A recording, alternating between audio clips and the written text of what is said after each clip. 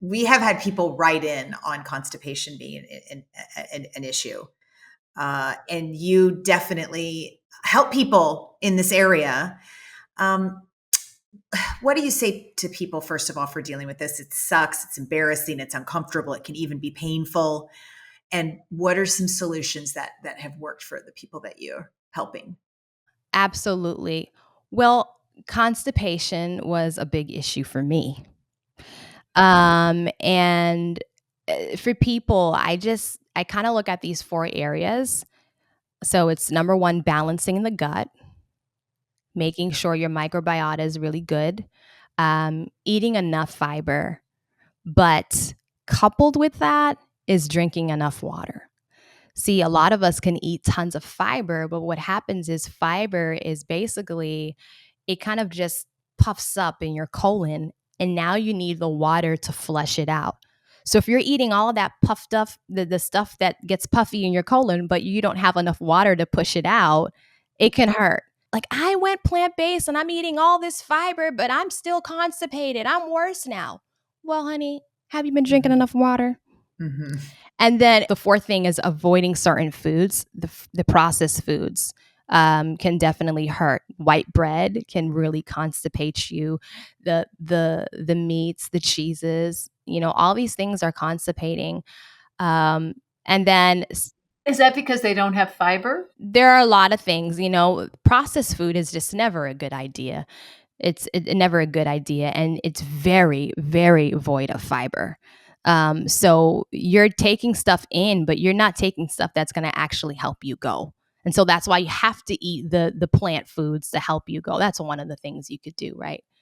I see people, I have a couple friends who for decades have been, they drink Metamucil at night. Usually, I think it's the orange kind. I don't know. It's like, Yeah. and it seems, I've heard that's fiber, but it has a little bit of processed stuff in it, and also it's not. Is it? I've heard that it doesn't isn't as good for your gut as if you ate food with fiber in it. Is that true, or am I? Is it fine for people to eat the Metamucil psyllium husk and the cookies and whatever else they have?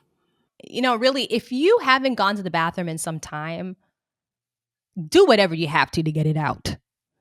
But as a long-term solution, I wouldn't look at Metamucil as a long-term solution. In fact, I would actually look at your diet and say, where can I get the natural, stuff from? Why supplement if you don't have to? And then why take something that may have some additives and neurotoxins and extra stuff that at the end of the day could be hurting something else. But if you need to go and you haven't gone in a long time and that's all you have, by all means, take something so you could at least go to get you back on track. And talking about stuff to help you go, um, some coping mechanisms. Um, Aloe vera gel is something that people do, like opening up an aloe leaf and using the slippery stuff inside. And there is one remedy that I've used in the past. It's aloe vera, the inside of the aloe vera with a green apple, some flaxseed, and some warm water. And then chasing that blend down with like 2 cups of water, and you'll go.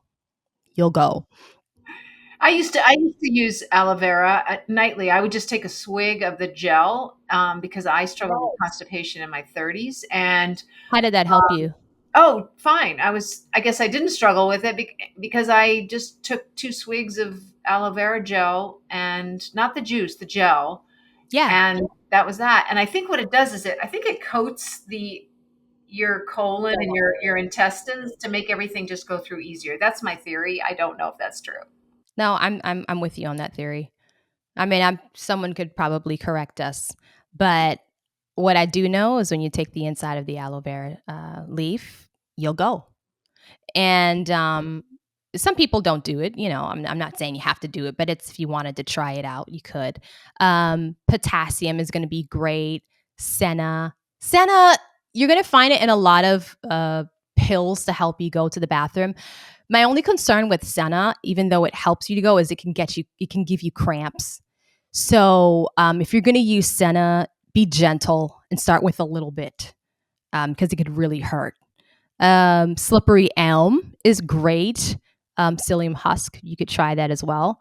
But like Dottie said, tons of water with it. And tons of water with any of this stuff, right? You need to push it out.